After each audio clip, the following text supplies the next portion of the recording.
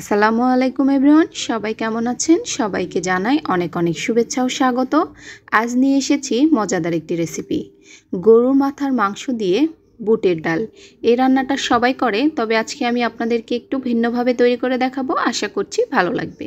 তো চলুন শুরু করা যাক। রান্না করার জন্য আমি চুলায় একটি কড়াই বসিয়ে নিয়েছি। এর মধ্যে দিয়ে নিচ্ছি কিছুটা পরিমাণ তেল। এরপর দিয়ে নিচ্ছি একটি বড় সাইজের পেঁয়াজ কুচি। একটু তেলের সাথে পেঁয়াজটাকে নেড়েচেড়ে নেব। তেলের মধ্যে পেঁয়াজটা যখন ফুটে আসবে তখন এর মধ্যে দিয়ে নিচ্ছি গরম মশলা, একটি সাদা এলাচ, একটি কালো এলাচ, এক টুকরো দারুচিনি আর একটি তেজপাতা। একটু লালচে ব্রাউন কালার হয়ে আসলে এর মধ্যে দিয়ে নিচ্ছি 1 চা চামচ পরিমাণ আদা রসুনের পেস্ট। এরপর এটাকে একটু তেলের সাথে কষিয়ে নেব। এটা কষানো হয়ে গেছে, দিয়ে নিচ্ছি স্বাদ মতো লবণ।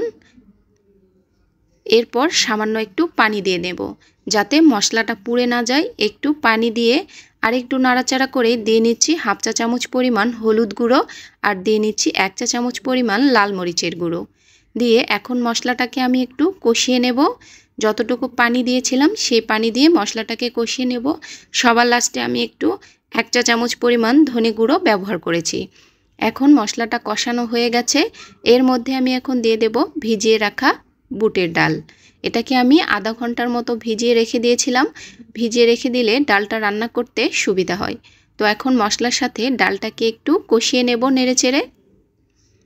ডালটাকে 2 থেকে 3 মিনিট কষানোর পরে এর মধ্যে দিয়ে নিচ্ছি কিছুটা পরিমাণ পানি। এই পানি দিয়ে কিন্তু ডালটাকে আমি সেদ্ধ করে নেব। পানি দিয়ে একটু নাড়াচাড়া দিয়ে এর মধ্যে ঢাকনা দিয়ে দেব 20 মিনিটের জন্য মিডিয়াম আঁচে, যাতে ডালটা পুরোপুরি সেদ্ধ হয়ে যায়।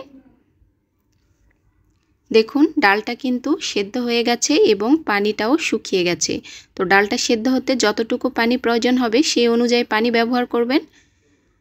এর মধ্যে এখন দিয়ে নিচ্ছি রান্না করা মাথার মাংস।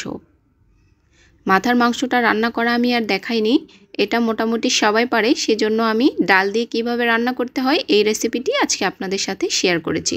তো এখন ডালের সাথে মাথার মাংসটাকে একটু কষিয়ে নিতে হবে। কষানো হয়ে গেছে, আমি কিছুটা পানি দিয়ে নিয়েছি। দেখুন ভিডিওটা স্কিপ হয়ে গেছে জন্য আমি দেখাতে পারিনি।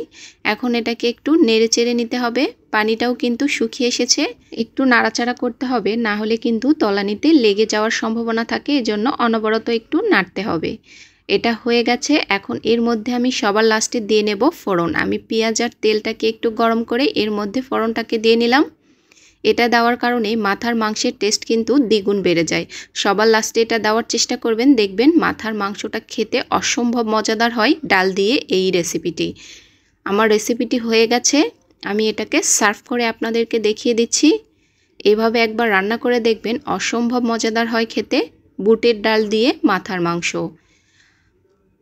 তো রেসিপিটি যদি ভালো লেগে থাকে অবশ্যই আমার চ্যানেলটিকে সাবস্ক্রাইব করে রাখবেন এবং কমেন্টস করতে ভুলবেন না। এবং যারা যারা আমার চ্যানেলে নতুন অবশ্যই ভিডিওটি পুরোটি দেখার অনুরোধ রইল এবং ভিডিওটি দেখে যদি ভালো লাগে অবশ্যই আমার চ্যানেলটিকে সাবস্ক্রাইব করে রাখবেন। এই পর্যন্তই, সবাই ভালো থাকবেন। আপনাদের সাথে দেখা হবে আবার কোনো নতুন রেসিপিতে। আল্লাহ হাফেজ।